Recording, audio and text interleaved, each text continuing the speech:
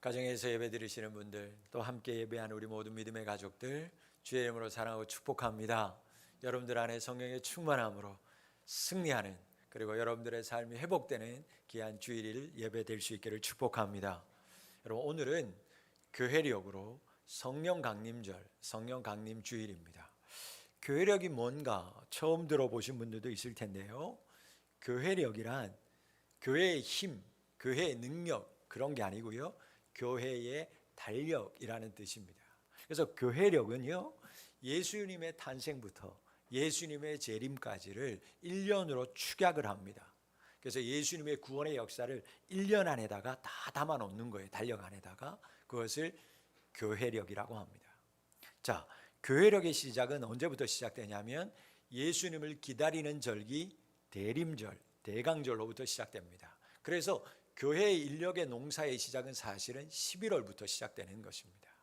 교회의 1월은 11월인 거예요. 그래서 대림절이면 1년 시작되는구나, 그렇게 시작되는 거죠. 그렇게 4주간이 지나면 대림절 후에 성탄절이 오죠. 그리고 성탄절 이후에는 주현절이라고 합니다. 주현절은 예수님이 이제 세례받는 그 순간부터, 그래서 예수님의 일생을 계속해서 1년 안에 넣어놓는 거예요. 그래서 주현절, 그래서 예수님이 세례받는 장면, 그리고 처음 기적을 행했던 또 물로 포도주를 바꾸는 사건, 그런 것들이 다 주현절 안에 들어가는 사건들이에요. 그리고 어디로 연결되냐? 이제 사순절로 연결되죠. 예수님의 고난을 기억하는 사순절. 사순절이 지나면 우리가 무엇이 있죠? 부활절로 연결되는 거예요. 그리고 부활절 기간이, 여러분, 부활절은 한 주간이 아니라 부활절 기간을 몇 주간으로 사용하냐면 40일 동안 합니다. 왜 40일이겠어요? 예수님이 부활하고 이 땅에 40일 있었으니까요. 그래서 1년의 절기 중에서 부활절 주간은 4주간, 그래서 총 40일 동안을 축약해서 4주간 정도를 우리가 부활주간으로 섬기고 있어요. 여러분, 그래서 제가 지난주일까지 현수막을, 부활절기 현수막을 떼지 않고 계속 붙여놨던 이유가 거기에 있은 거예요. 왜 목사님 부활절 지난데도 부활절 현수막 안 떼나? 부활절 절기들이 계속 진행되고 있기 때문에 부활절이, 그래서 지난주까지가 부활절 절기가 끝나는 주간이었어요. 그리고 부활절이 끝나고 바로 오늘이 무슨 날이라고요? 성령 강림절이라는 거예요. 성령 강림절. 그리고 나서 이제 성령 강림절이 끝나면 여러분, 교회력의 전반기가 끝납니다. 그럼 6개월이 지난 거예요. 6개월이. 그리고 이제 교회력이 끝나는 이제 중요한 모든 절기는, 절기의 중요한 부분은 다 전반기에 다 있어요. 6개월 안에. 그리고 6개월이 지나면 어떻게 되냐면 이제 성령 강림 후 1주, 2주 하면서 계속해서 나아갑니다. 그렇게 가는 거예요. 그래서 6개월 상반기에 집중되고 나머지 6개월 성령 강림 후 주일부터는, 이 시기에는 신앙훈련, 그리고 신앙생활, 그래서 신앙과 훈련에 초점을 두면서 절기가 계속해서 이어져 가는 거예요. 절기를 여러분 따라서 교회는요, 그 절기에 따르는 상징하는 색상이 있습니다. 색깔이 있어요. 총 4가지 색상이 있습니다. 대림절, 사순절에는요, 보라색을 사용합니다. 보라색은 준비의 색깔이에요. 그래서 참회와 준비를 상징하는 색깔 보라색. 대림절과 사순절 기간에. 기쁨의 절기 성탄절과 부활절은요, 기쁨의 절기라고 하는데 그때는 흰색을 사용합니다. 흰색. 그래서 흰색은 순결, 거룩, 영광, 위엄, 기쁨, 그런 것들을 상징해요. 자, 우리가 오늘 맞이하는 성령 강림절하고 고난주간은 여러분, 피와 불을 상징하는 붉은색을 사용합니다. 붉은색은 그래서 헌신, 희생, 순교, 성령, 이런 것들을 타는 색깔들이에요. 그리고 마지막으로 사용되는 색깔이 녹색입니다. 생명, 번영, 성장, 이런 것들을 의미하는 색깔이죠. 그래서 여러분, 우리 강대상 앞에, 성찬대 앞에 매번마다 색깔이 바뀌어져요. 그래서 절기에 따라서 색깔이 바뀌는구나. 목사님이, 제가 처음에는 늘 가운을 입고 예배를 드렸다가 어느 순간부터 조금 더 편하게 여러분들과 다가가고 싶어서 가운을 벗어요. 그리고 절기 때만 가운을 입는데, 가운을 입는 것도 여러분 그냥 목사님 멋있으라고 입는 게 아니고, 멋있으라고 입는 게 아니고요, 인간의 모습은 다 가운 안에 다 감춰지는 거예요. 그래서 하나님의 제사장으로, 하나님의 말씀의 대언자로 섭니다. 그래서 하나님의 대언자로 선다라는 의미로 그 가운 앞에 입을 때 그 사람의 모양들은 다 감추고 하나님의 말씀만 전하는 증거자가 되겠습니다. 그런 가운을 입는 거예요. 여러분, 이걸 스토리라고 얘기해요. 스토리인데요, 스토리는 다른 게 아니고요, 여러분, 멍에를 의미합니다. 목사님 이거 할 때나 안 할 때 되게 멋있는데, 여러분, 그런 의미가 아니에요. 이게 멍에예요.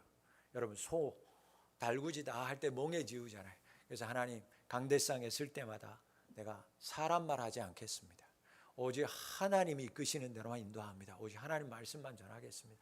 나는 주의 종입니다. 그런 뜻으로 스토리를 하는 거예요.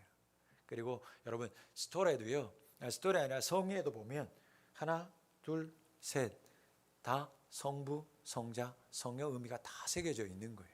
그러니까 그 의미를 알고 성의를 읽는 것과 또 그것을 모르는 것과, 그것을 알고 듣는 것과 또 그것을 모르는 것과 큰 차이가 있죠. 어느 교회 이제 예배를 드리다 보면 여기다가도 하나, 둘, 셋 가운데다가 한 줄, 두 줄, 세 줄. 그런데 사실 저는 그거는 개인적으로 원치 않아요. 왜냐하면 사실 세 줄 넣는 건 박사 가운을 더 많이 의미하는 거예요. 그분들은 뭐 성부, 성자, 성령이라고 얘기할지 모르지만 우리 박사학위 입을 때 여기 세 줄 치거든요. 그거는 내가 박사, 그래도 뭔 박사다, 목회학 박사든 실천신학 박사든 그 박사 가운에다가 이제 목회 가운까지 합쳐서 하는 거라서 개인적으로 저는 그것이 그렇게 달갑게 생각하지는 않아요.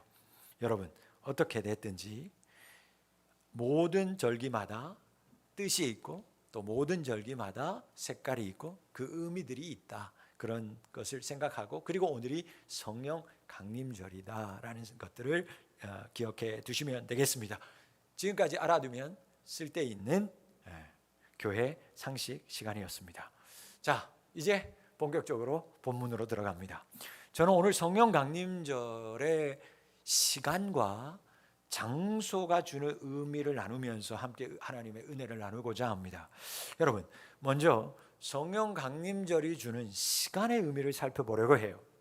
본문의 1절 말씀을 보시면 성령 강림이 일어난 시간을 우리에게 친절하게 알려주고 있죠. 그 시점을 우리에게 알려줍니다. 언제라고요? 오순절 날에. 여러분, 성령 강림 사건이 언제 일어났다고요? 네, 오순절 날 일어났어요. 그렇다면 오순절 날이 언제예요? 유대교 절기에는 7대 절기가 있습니다. 이스라엘 7대 절기, 유월절, 무교절 뭐 다 있는데 그 중에서 오순절도 7대 절기에 들어갑니다. 자, 오순절은요, 유월절로부터 7주 다음 되는 안식일. 그래서 오순이라고 얘기하는 거예요. 50일째 되는 날. 유월절로부터 50일. 유월절에 대한 의미도 있어요. 그래서 예수님께서 이 유월절 날에 십자가에 달리시는 의미도 거기에 있어요. 그래서 예수님이 유월절에 어린 양의 피로 우리를 구속하시는 사건. 출애굽에서 그 문설주에, 예수의 그 문설주에, 좌우 문설주에 동물의 피가 발려졌을 때 이스라엘 백성들이 장자가 구원되는 사건. 그것이 유월절과 연결되면서 예수님이 어린 양의 피, 어린 양 예표되는 사건, 유월절과 관계되는 것. 이 오순절도 마찬가지예요. 유월절이 끝나는 50일째 되는 날. 그래서 오순절이라고 얘기했던 거예요. 그리고 7주간의 다음 날이 오순절이니까 그것을 사람들이 때로는 77절이라고 불렀어요. 들어보셨죠? 그래서 오순절, 77절 다 같은 날이에요. 그런데 이 77절 오순절 날이 되면 이스라엘이 무엇을 시작하는 절기였냐면 추수하는 절기였어요. 이때부터 보리 추수가 시작됩니다. 그래서 오순절, 6월절이 끝나는 50일 날, 그전에는 추수하지 않아요. 오순절 날이 딱 시작되면 그날 절기를 지내고 축제를 지내고 그 다음 날부터 노동하기 시작하면서 보리를 추수해요. 보리를 추수. 그래서 그날은 무슨 날이라고 얘기했어요? 맥추절이라고 얘기하는 거예요. 그래서 여러분, 우리나라도 맥추감사 예배 드렸잖아요. 많은 교회들이 맥추감사 예배를 지금도 드리고 있어요. 그게 오순절, 77절이에요. 그럼 왜 우리 교회는 맥추감사 예배 안 드리는가? 보리 농사 짓지도 않고 우리나라와 절기를 맞추는 것들이, 오순절은 의미가 있지만 맥추절은 이제는 별로 보리를 추수하는 것 우리나라 거의 하지 않기 때문에 그런 것들은 또 우리 실정에 맞게끔, 그래서 맥추감사 예배는 드리지 않고 우리는 추수하는 절대적인 한번 가을에 추수감사 예배는 또 크게 성대하게 하나님 앞에 드리는 거예요. 자, 다시 한번 정리합니다. 오순절, 77절, 또 맥추절, 또 그래서 처음에 열매를 보리를 추수한다 그래서 초실절, 다 같은 의미예요. 다 같은 의미. 자, 따라서 여러분 오순절을 하면 이스라엘 백성들은 무엇을 생각하냐면 추수를 시작하는구나, 추수할 때가 왔구나, 이걸 아는 거예요. 자, 그렇다면 많고 많은 날이 있고 많은 절기가 있는데 왜 하필 하나님은 이 오순절날을 택하셔서 성령님을 보내셨을까? 우연일까?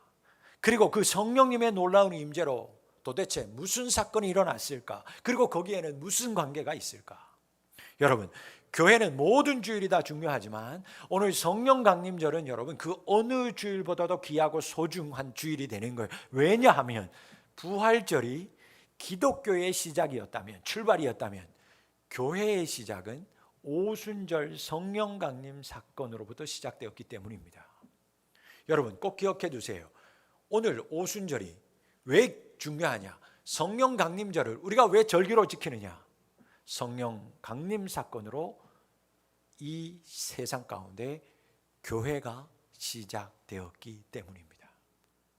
예수님이 부활하시고 40일이 지난 이후에 이 땅에 계시다가 승천하실 때 남기신 말씀을 듣고 모인 이 120명의 성도들이 예수님이 약속하신 그 약속대로 성령의 강력한 임재를 체험한 후에 저들은 믿음의 공동체를 형성하기 시작합니다. 다 뿔뿔이 흩어져서 예배하던 이들이 두려움을 이기고 성령 충만함을 받은 이후에 그들이 한 곳에 모여서 예배하기를 시작합니다. 떡을 떼면서 교제하기 시작했어요. 이것이 바로 교회의 시작이 되었습니다. 그런데 그날이 오순절이었다라는 거예요. 하나님이 오순절 날에 하늘로부터 성령을 보내셔서 이 땅에 교회를 세우셨어요. 그렇다면 많은 날, 많은 절기들 중에 오순절 날에 왜 하나님이 이 땅에 교회를 세우셨을까? 그 이유가 뭘까요? 여러분, 오순절은 무슨 날이라고요? 추수를 시작하는, 보리를 추수하는 첫날이었어요. 추수를 알리는 절기였다고요. 여러분, 이것과 연관이 됩니다. 교회의 사명이 뭐냐? 바로 영적 추수라는 거예요. 오순절에 보리 추수를 시작하듯이 이 성령 강림절을 기점으로 세워지는 모든 이 땅의 교회는 영혼을 추수하는 것이 가장 큰 사명이 되어야 한다. 하나님은 그 날을 정해서 우리에게 교훈하고 있는 줄 믿습니다. 여러분, 성령의 임재하심이 오순절 날에 일어난 것은 결코 우연이 아닙니다. 하나님의 교회는 영혼을 살려야 한다, 영혼을 추수해야 한다, 이 사명이 바로 교회의 사명이다 라는 것을 분명하게 가르쳐 주기 위해서 예수님은 오순절 날에, 보리 추수하는 그 날에 교회를 이 땅 가운데 세우시기 위해 성령을 보내신 줄 믿습니다. 그러므로 그 사명을 감당하기 위해서는 교회는 성령 충만해야 할 줄 믿습니다. 실제로 성령 강림 사건 이후에 숨어 지냈던 그 많은 사람들이 각자로 흩어져서 담대히 복음을 증거하기 시작했습니다. 그리고 영혼을 추수하기 시작했어요. 그 대표적인 예로 베드로가 이 사건 이후에 복음을 전할 때 3,000명이나 되는 사람들이 예수님을 믿고 구원받는 추수의 역사가 일어났습니다. 사랑하는 성도 여러분, 교회는 예수님의 말씀대로 땅끝까지 예수의 증인이 되는 삶을 살아야만 합니다. 교회는 영혼을 추수해야 합니다. 이것이 하나님이 이 땅에 성령님을 보내셔서 교회를 세우신 이유입니다. 이 호메실 지역에 하나님께서 푸른 비전 교회를 세우신 이유인 줄 믿습니다.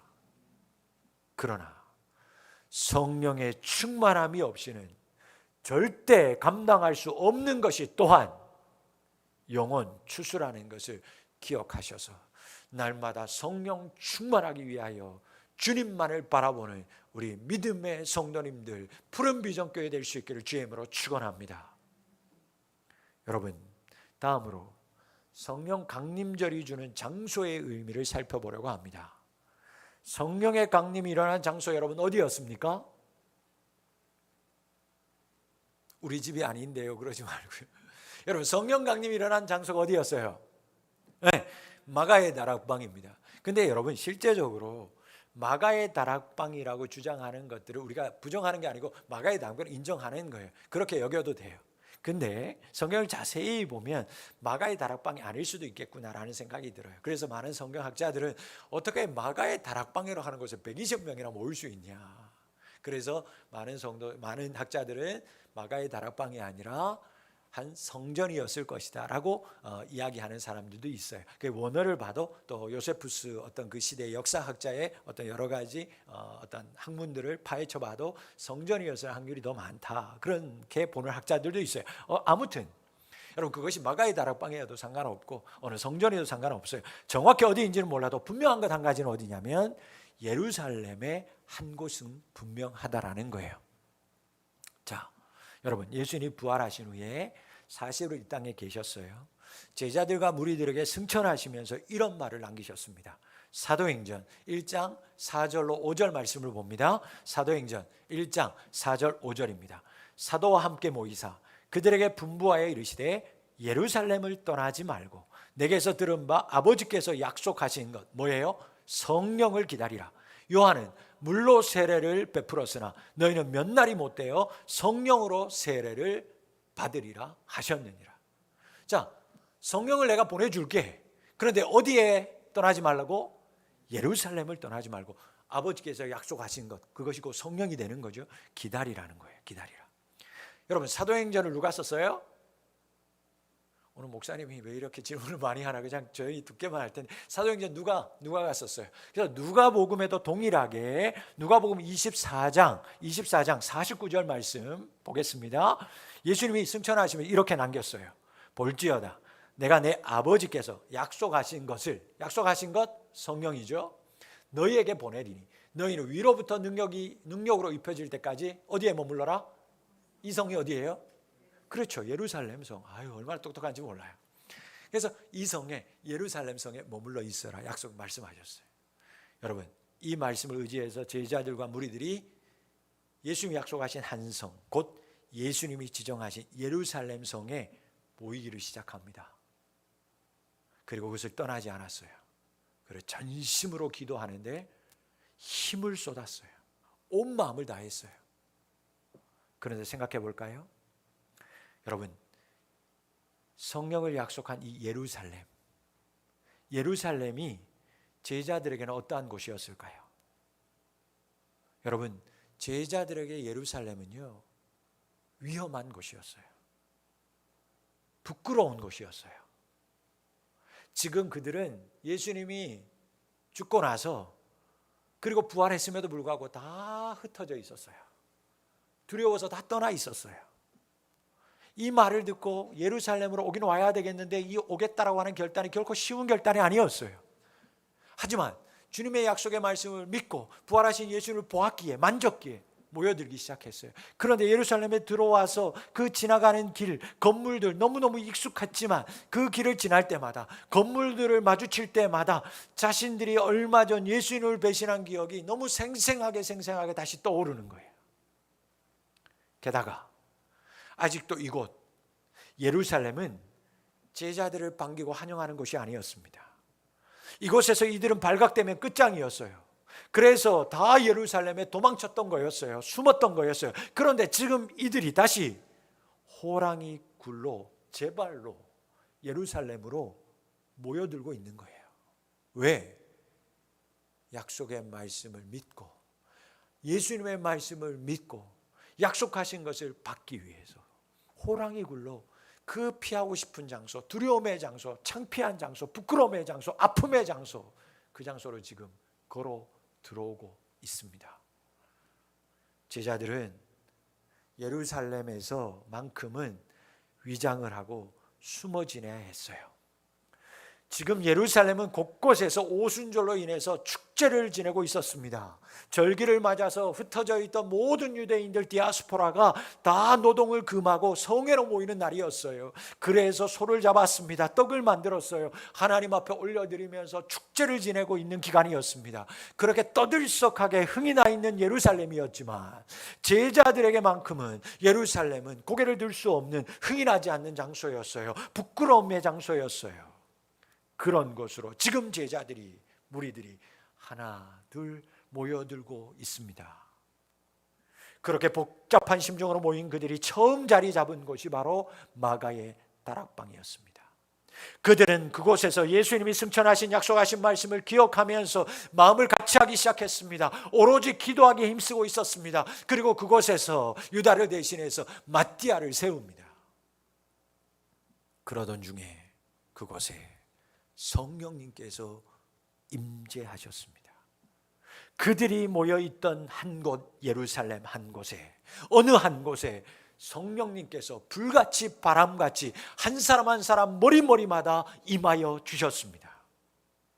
여러분, 예루살렘이라고 하는 장소는 제자들에게 상처의 장소입니다. 부끄러움의 장소였고 도망한 장소였습니다. 그래서 그들에게 예루살렘은 두려웠습니다. 그러나 그 아픔과 두려움과 상처와 부끄러움을 이기고 오직 예수님의 말씀에 의지했을 때 그곳에 모인 곳에, 예루살렘에 모인 곳에 성령님이 임하신 줄 믿습니다. 사랑하는 푸른비전교회의 성도 여러분, 비록 우리 안에 제자들과 같은 부끄러움과 아픔과 두려움이 있을지라도, 상처가 있을지라도 우리도 예수님의 말씀을 의지하고 전심으로 기도할 때, 그 말씀 안에 머무르는 삶을 살 때 우리에게도 각자 머리 위에, 각 심령 위에 성령께서 임하여 주실 줄 믿습니다. 제자들이 예루살렘에 머문다는 것은 그리 쉬운 결정이 아니었어요. 그런데도 그들은 하루가 아니라 이틀이 아니라 10일 동안 그곳에서 머물러 있었습니다. 그 10일 동안 저들은 예수님의 말씀만을 기억하고 의지하면서 두려움과 부끄러움의 장소인 예루살렘을 끝까지 떠나지 아니하고 하늘에서 약속하신 것이 무엇일까 기다리면서 그곳에 머물러 있었습니다. 사랑하는 성도 여러분, 우리의 삶, 나의 삶, 우리가 행했던 지난날의 모든 삶을 돌아보면 제자들보다도 나을 것 하나 없지 않습니까? 하나님의 자녀라고 하기에 너무나 부끄러운 일들을 많이 하면서 지난날을 살아왔습니다. 그래서 세상 사람들에게 내가 하나님의 사람이라고, 하나님을 믿는 사람이라고 자랑하고 드러내기가 부끄럽게 하도 합니다. 이렇게 살다가는 오히려 하나님에게 징계는 당하는 것이 아닐까, 오히려 사람들에게 손가락질 받지는 않을까 두려움이 있는 것도 사실입니다.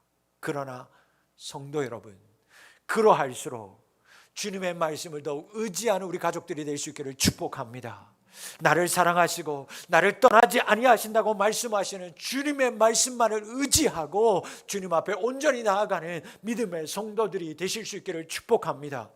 그리고 우리도 저들처럼 전심으로 말씀을 의지하고 기도하기를 축원합니다. 오히려 지금까지 두려워하던 것을 기도 제목으로 삼고 아픔과 상처를, 부끄러움을 나의 기도로 삼아서 전심으로 하나님께 기도합시다. 그때 그곳에, 그때 그 영혼 가운데 하나님이 약속하신 성령을 여러분 가운데 임재하여 주시고 축복으로 내려주실 줄 믿습니다. 제자들은 가능한 멀리 떠나고 싶었어요. 예루살렘, 다시는 돌아오고 싶지 않은 예루살렘, 다시 모여왔습니다. 예수님이 이 성에 머무르며 성령을 기다리라고 말씀했기에 다시금 말씀을 의지하여서 숨어들듯이 모였지만 그들은 그곳에서 기도하기 시작했습니다. 그랬던 그들이 하늘로부터 성령이 임하자 비겁했던 그들이, 두려워하던 그들이, 상처 때문에 고개를 들지 못했던 그들이 예수님께서 가르쳐 주신 복음을, 예수님을 보면서 느꼈던 것들을 가지고 그들을 잡겠다는 세상 앞으로 뛰어나가기 시작했습니다. 저들을 잡겠다고 혈안이 되었던 예루살렘으로 뛰쳐나갔습니다. 그리고 그들은 외쳤습니다. 누구도 반겨주지 않는 이가 없는, 복음을 전해주는 사람도 없던 유대 땅과 사마리아와 땅끝까지 달려가서 복음의 증인이 되었습니다.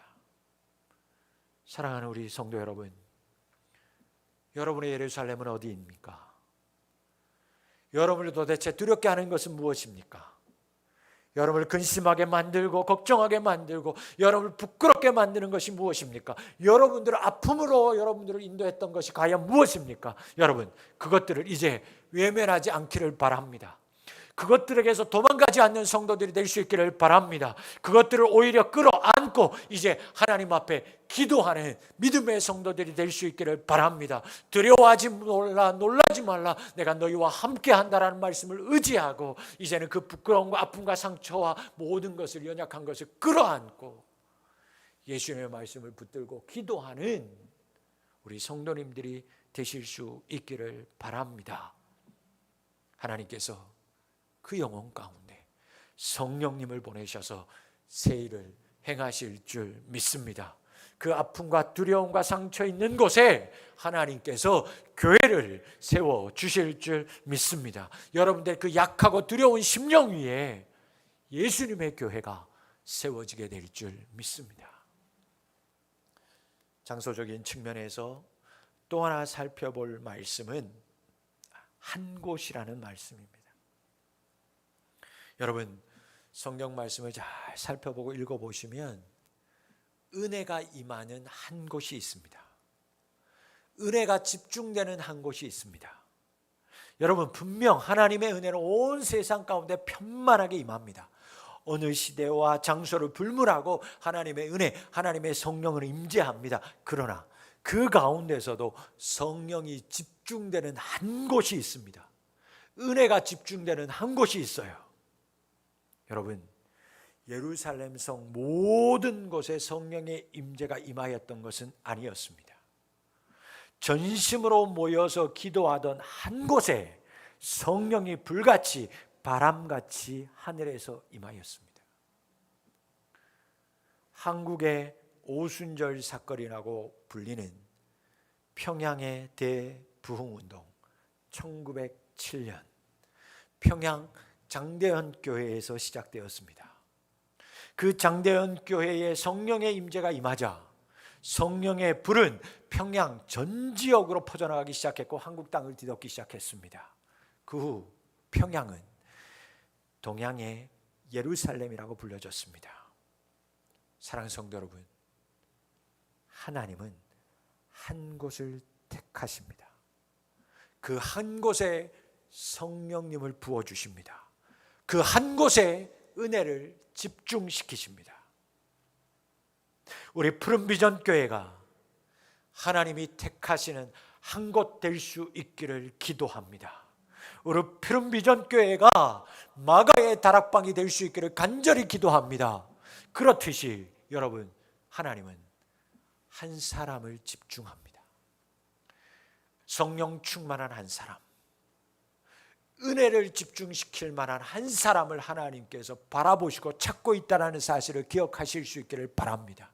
그래서 여러분들 한 사람 한 사람이 하나님이 집중하는 한 사람, 성령님을 임재를, 성령의 충만함을, 은혜를 내려주시는 한 사람 한 사람 되실 수 있기를 주의 이름으로 축원합니다. 우리가 이곳에서 주님의 말씀을 의지하여서 한 마음으로 전심으로 기도할 때 하나님, 우리 푸른비전 교회를 하나님이 택하신 한 곳으로 삼아 주셔서 이 시대에 방황하는 많은 영혼들을 추수한 교회로 삼아 주실 줄 믿습니다. 여러분, 말씀에서도 알려주셨듯이 저들은 정말 마음을 같이해서 전심으로 기도하였습니다. 그날에 우연히 그 한 곳에 우연히 성령의 역사가 임한 것이 아니었습니다. 성령 강림은 이들이 예루살렘에 도착한 지 10일 후에나 일어났습니다. 예수님이 부활하시고 50일이 지난 오순절날, 그리고 이 땅에 40일을 계시면서 승천하셨으니 이들은 예수님이 승천하신 후 10일 동안이나 말씀만을 의지하고 마음을 같이하고 전심으로 기도하고 있었습니다. 그런데 여러분, 이 10일의 기간이 너무너무 중요합니다. 이들은 이 10일 동안 두려움을 이겨내었습니다. 이 10일 동안 인내했습니다. 약속하신 것이 과연 무엇일까? 하루, 이틀, 3일, 10일 동안 인내했습니다. 그러면서 그 시간 동안 이곳에 모였던 사람들은 아픔을 기도로 하나님께 올려드리기 시작했습니다. 끝까지 포기하지 않고 말씀을 믿으면서 기다렸습니다. 한마음이 되기 시작했습니다. 그렇게 그들이 10일 동안 준비하고 있었을 때, 성령을 받을 준비로 차오르고 있었을 때 주님께서 성령님을 그들 위해 보내셨습니다. 어느 날 갑자기 호련히 한 곳에 하늘로부터 성령님이 임했지만 하나님의 말씀을 의지하여서 10일 동안이나 자신을 돌아보면서 기도함으로 준비된 심령들 가운데 성령님께서 임재하여 주셨습니다. 사랑하는 여러분, 약속하신 성령이 임할 때까지 여러분의 예루살렘을 떠나지 않는 자가 될 수 있기를 바랍니다. 약속하신 은혜가 임할 때까지 여러분의 기도의 자리, 여러분의 은혜의 자리를 떠나지 않고 기도하고 기다리는 우리 성도님들이 되실 수 있기를 축복합니다. 분명 때는 하나님에게 있습니다. 그러나 그 때를 알 수 없기에 묵묵히 하나님의 은혜를 바라는 믿음의 성도님들이 되실 수 있기를 축복합니다. 1907년 일어난 평양 대부흥운동도 여러분 그날 갑자기 이루어진 것이 아니었습니다. 1907년에 일어난 평양 대부흥운동은 1903년 여름에 여자 선교사님들이 중심이 된 원산의 한 소모임, 성경 모임에서 시작되었습니다. 여자 선교사님은 한국인들이 회개하지 않는 모습이 너무나 안타까워서 기도하기 시작했습니다. 그러나 성경 공부 중에 하나님이 원하시는 것이 한국인의 회개가 아니라 바로 나의 자신의 회개라는 것을 깨닫고 한국인들 신자들 앞에서 자신의 잘못을 자백했습니다.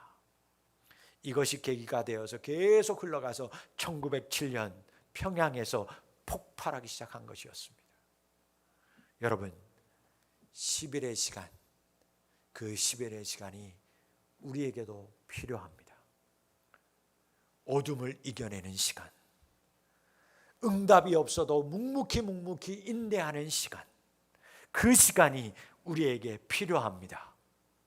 한 곳을 지키며 은혜의 자리를 지키며 떠나지 않고 끝까지 지킬 수 있는 믿음의 시간을 주님께서 우리에게 요구하십니다. 그 시간이 채워지면, 그 시간으로 우리가 준비되어지면 하나님이 여러분들 가운데 임하실 줄 믿습니다. 마지막으로 여러분, 성령 강림의 열매가 무엇이어야 될까를 나누겠습니다. 여러분, 성령 강림 사건의 열매는 사랑이어야만 합니다. 그들은 그 모인 곳에서 강력한 성령의 역사를 체험한 후에 복음을 전하는 자로 변했습니다. 성령의 불덩이가 되어서 가는 곳마다 예수님을 증거했고 복음을 증거했습니다. 그리고 진정으로 서로 사랑하기 시작했습니다. 섬기기 시작했습니다. 여러분, 그 당시는 정말 지지리도 찢어지게 가난할 때였습니다. 입에 풀칠하기도 힘든 배고픈 시절이었어요. 오죽하면 아이들도 아니고 다 성장한 어른들이 예수님 따라다니면 빵 한 조각이라도 얻어먹지는 않을까 해서 예수님 따라다녔겠어요. 그렇게 힘든 시절이었어요. 그런데 사도행전 2장 43절 47절 우리가 잘 아는 말씀입니다. 그 말씀을 보면 성령 사건 이후에 찢어지게 가난했던 사람들이 마음을 모아서 성전에 모이기에 힘쓰기 시작합니다. 성전에 모여서 기도하기 시작했습니다. 그리고 예배 드리는 것만 열심히 한 것이 아니라 자신들도 가난하고 힘든데 어려운데 그나마 있는 자신들의 것들을 조금씩 나누겠다고 무언가를 자꾸 교회 앞에 사도들 앞에 내어놓기 시작했습니다. 심지어 자기의 소유를 팔아서 다 베풀기 시작했어요. 떡을 나누기 시작했습니다. 내어놓기 시작했어요. 있는 사람이 나누면 그래, 저 사람은 좀 있으니까 기부하고 기증도 하겠구나, 그럴 수 있겠구나 생각했을 텐데, 여러분 정말 그 사람의 사정을 다 아는데 없는 중에도 나누는 모습을 보면서, 섬기는 모습을 보면서, 그것도 기쁨으로 나누고 기쁨으로 섬기는 모습을 보면서 세상 사람들이 동요하기를 시작합니다. 예수 믿는다는 이유로, 성령의 능력을 경험한 이후에 아낌없이 섬기고 나누는 모습을 보면서 교회 안의 사람뿐만 아니라 교회 담장 바깥의 사람들이 충격을 받기 시작하는 거예요. 그리고 그 사람들이 자석에게 이끌리듯이 교회 안으로 몰려 들어오기 시작했어요. 그래서 마지막에 날마다 구원받는 사람이 더하여지더라, 성경은 그렇게 기록하지 않습니까? 여러분, 성령 충만의 열매는, 성령 임재의 충만한 임재의 증거가 나타나는 것은 무엇으로 나타나는가? 사랑으로 나타나야 되는 거예요. 내가 성령 충만했으니까 나한테 기도 받으러 와, 내가 다 보여, 예언이 되고 뭐 다, 여러분 그런 건 다 가짜예요. 여러분 성령 충만함의 증거는, 열매는 사랑으로 나타나야 할 줄 믿습니다. 그래서 여러분, 모든 성령의 열매와 성령의 충만한 은사에 그 중에 제일은 무엇이라고요? 사랑이라. 고린도전서 12장에 모든 성령의 은사를 갈급하고 다 나열한 후에 그러나 더 크게 사모할 것이 있다, 그 중에 제일은 사랑이라, 그렇게 나아가는 거예요. 여러분 모든 은사도요, 여러분 사랑의 은사가 임하면 모든 은사는 다 연결되기 시작합니다. 방언의 은사도, 투시의 은사도, 여러분 대언의 은사도 다 사랑의 은사로 충만해질 때 그에게 주어지는 은사인 줄 믿습니다. 그래서 여러분 모든 성령의 열매의 최종점은, 모든 우리가 성령 충만하고 했다면, 여러분들이 성령 충만한 자라면 여러분들의 삶은 사랑으로 가득해야 되는 것이 정상이에요. 내가 삶 가운데 사랑이 부족하고 섬김이 부족하고 베풀미 없다면 여러분들 심령 가운데 성령 충만함이 없다라는 증거라는 거예요. 사랑하는 성도 여러분, 성령의 사람은 사랑하는 것이 마땅한 사람이라는 것을 기억하실 수 있기를 바랍니다. 우리는 성령의 사람 아닙니까?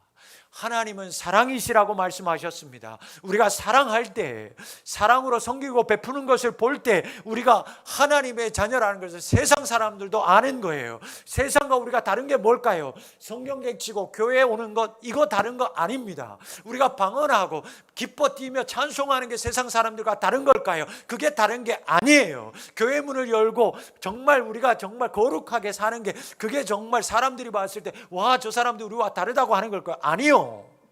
세상 사람들은 정말 저 사람 예수 믿는 사람이구나, 성령의 사람이구나, 하나님의 자녀구나, 뭘로 알까?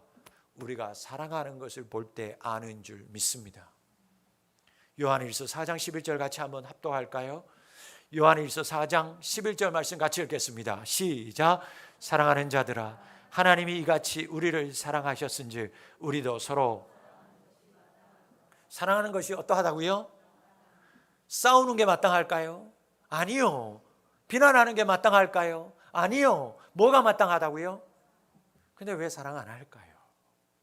왜 섬기지 않을까요? 왜 움켜잡으려고만 할까요? 왜 싸워서 이기려고만 할까요? 내가 밟고 일어서려고만 할까요? 사랑하는 것이 마땅하니라. 옆에 있는 분 보세요. 옆에 있는 분 바라보세요. 여러분, 사랑하는 눈으로 바라보는 것이 마땅합니다. 너 오늘 내가 남편 바라볼 때 어떻게 보라고요? 사랑하는 눈으로 보라고요. 저 인간을 내가 왜 만나가지고. 아니요. 내가 우리 자녀들한테 미안한데, 우리 자녀들 사랑하는 눈으로 봐야 돼요. 저걸 내가 낳고 미역국을 먹었나. 속색이지만 그러지 말고. 왜? 나는 하나님의 자녀니까요. 성령 충만함을 받은 자녀니까요. 사랑하는 것이, 아멘, 사랑하는 것이 사랑하는 자가 되실 수 있기를 주의 이름으로 축복합니다. 섬겨야 돼요. 베풀어야 돼요. 나누는 거예요. 아랫자리에 서는 거예요. 말재석에 앉는 거예요. 그게 사랑이에요. 제가 그런 생각했어요. 우리가 지금 식사를 못하지만 제가 한 달에 한 번씩 우리가 식사할 때 마지막 주는 목회자가 설거지합니다. 섬기기 위해서. 그래서 사모님하고 저하고 설거지했어요. 우리 성도들이 그걸 보면서 목사님, 사모님, 목사님 왜 해요? 사모님 왜 해요? 말은 그렇게 하는데 표정을 보면 너무 좋아해요. 와가지고 내가 할게요가 아니라 아이 그걸 왜 해요? 그런데 아이고 너무 좋아, 막 사진도 찍고 그래. 알았어요. 아 그래. 여러분, 교회는 직분 준 거 왜 주셨습니까? 여러분, 하나님 직분 왜 주셔요? 목사 직분, 장로 직분, 권사 직분, 집사 직분, 서리 집사 직분 왜 주나요? 섬기라고 줘요. 여러분 분명히 얘기하세요. 왜 주셨어요? 아멘? 섬기라고 주신 거예요. 내가 목사인데 어디, 내가 장로인데 어디, 내가 권사인데, 여러분 그러라고 주신 게 아니에요. 그래 그런 생각이 있어요. 직분에 올라갈수록, 어제 제가 말씀 나누면서 직분에 올라갈수록 설거지를 자주 시켜야 되겠구나. 할렐루야. 별로 안 하는 분이 없는데 맞는 거예요. 직분이 많을수록 사실은 집사님들이, 서리 집사님들이 설거지 한 번 하는 거 장로님들은 3번 4번 해야 되는 게 맞아요. 근데 많은 교회들이 무슨 행사할 때만 장로님들이 1년에 한 번 정도 주방에 날아가서 보여준다고, 꼭 국회의원들이 악수하는 것처럼 보여주는 것처럼 하는데, 우리 교회 그러면 안 되겠구나. 장로님들 또 권사님들 이분들이 오히려 더 많이 설거지하고. 근데 여러분 우리 교회는 내가 봐도요 이미 충분히 그렇게 하고 계셔요. 그래서 감사한 거예요. 감사한 거예요. 내가 보니까 나만 더 열심히 자주 하면 되겠다 그런 생각이 들어요. 어쨌든 여러분, 성령 충만의 열매는 뭘로 보여줘야 된다고요? 사랑으로 드러나야 돼요. 그 사랑이 말로만 사랑해가 아니라 베풀고 섬기고 나누고 안아주고 말재석에서 겸손하게 바라보면서, 그때 교회 안에뿐만 아니라 세상 울타리 바깥에 있는, 교회 울타리 바깥에 있는 사람들이 야, 교회 다니는 사람이구나, 예수 믿는 사람이구나. 그러다가 저 사람 어느 교회 다니는데 몰라, 어느 교회 다니는데 몰라, 저기 호메시동에 조그만한 교회가 새로 건축해서 올라왔던데 푸른비전 교회래. 그러면서 여러분 모여드는 거예요. 전도되는 거예요. 성령의 사람, 사랑한 것이 마땅한 사람임을 기억하실 수 있기를 바랍니다. 성령을 체험한 사람이 여러분 먼저 사랑으로 벽을 허물어야 되는 거예요. 베풀고 섬기는 거 먼저 사랑함으로 여러분 복음을 증거하는 거예요. 입술로 할 수 없다면 나는 도저히 예수 믿으세요, 이거 전도지 벌벌 떨려서 못하겠다면 여러분 부침개 2장 구워서 앞집에 나눠주고, 항상 얘기하지만 수박 2통 사면 여러분 1통은 이웃 사람들에게, 전도 대상자들에게 나눠주고, 새벽 예배하고 우리 저녁 기도할 때마다 언제부턴가 또 안 하는데 내가 여기다가 뭐 갖다 놓으라 그랬잖아요. 기도하러 올 때 그냥 빈손으로 오지 말고 강대상 올 때 요구르트든 바카스든 갖고 와서 성전 안에 다 올려놓으라고 그러면 제가 그거 할 때마다 뭐 한다고요? 축복기도 한다고요. 그리고 그거 저 혼자 먹어요? 아니요, 제가 안 먹어요. 저는 한 개만 먹고 쌓인 거 다 나눠줘요. 그 먹는 사람들이 또 하나님의 축복으로 서로 섬기기 시작하는 거라고요. 그래서 교회 올 때 제가 늘 그렇게 얘기했어요. 바카스든 요구르트든 갖고 와서 강대상에 올려놔라. 그 내가 하나님 다 축복하고, 그리고 내가 그거 여러분들 이제 받을 때마다 누군가가 섬기는 거구나. 그래서 나누는 거예요. 여러분들이 안 갖고 오니까 제가 마트에 가가지고 사가지고 저기다 사놓는 거 아니겠어요? 어쨌든 여러분, 사랑은 하나님이 가장 귀하게 주신 최고의 은사예요. 그 사랑할 때, 그 사랑으로 충만할 때 그 열매들이, 전도의 열매들이, 정말 성령의 열매들이 다 열려지게 되는 것을 기억하실 수 있기를 바랍니다. 여러분, 이것이 하나님이 기뻐하시는 예배입니다. 이 모양이 성령 충만한 모습입니다. 이와 같은 사람이 성령 충만함을 받은 그리스도인인 줄 믿습니다. 여러분의 삶의 자리에 사랑의 열매가 가득 맺혀지실 수 있기를 주의 이름으로 축복합니다. 이제 말씀을 맺습니다. 맺을 때가 됐다라는 신호를 주시잖아요. 여러분, 교회는 오순절날 성령 강림으로 시작됐습니다. 그러므로 교회는 추수하는 곳이어야만 합니다. 영적 추수가 교회의 사명입니다. 교회는 성령님이 임한 한 곳에서부터 시작되었습니다. 그 한 곳은 어둠과 아픔과 부끄러움과 두려움을 이기고 전심으로 예수님의 말씀을 의지하여서 때가 이를 때까지 묵묵히 인내하던 한 곳이었습니다. 전심으로 기도하고 하나 되어서 섬기던 한 곳이었습니다. 성령의 열매는 사랑으로 나타났습니다. 사랑이야말로 가장 귀한 성령의 열매입니다. 내 것을 나누고 섬기고 베푸심으로 교회를 세워가는 우리 푸른 비전 교회 성도님들이 다 되실 수 있기를 주의 이름으로 축복합니다. 여러분, 성령이 없는 교회, 죽은 교회입니다. 성령의 충만함이 없으면 생명이 없는 교회입니다. 성령 충만하여서 날마다 영적으로 추수하는 우리 교회, 하나님의 은혜가 날마다 집중되는 우리 교회, 그런 교회 되기 위해서 세상이 주는 두려움, 세상이 주는 어떤 부끄러움까지도 다 이기고 묵묵히 이곳에서 하나님의 때를 기다리며 서로 한 마음으로 기도하고 서로 사랑하면서 섬기는 우리 푸른 비전 교회 되실 수 있기를 주의 이름으로 축원합니다. 기도하겠습니다. 아버지 하나님, 성령의 충만함을 받은 교회가 되기를 원합니다. 성령이 날마다 임재하는 한 곳 예루살렘이 되기를 원합니다. 마가의 다락방이 우리 푸른 비전 교회가 되기를 원합니다. 하나님, 교회의 사명 추수라는 것을 기억하고 하나님의 교회가 날마다 섬기고 사랑함으로 복음을 증거함으로 휘어져가는 많은 영혼들을 전도하고 추수하는 우리 교회 성도들 되게 하여 주옵소서.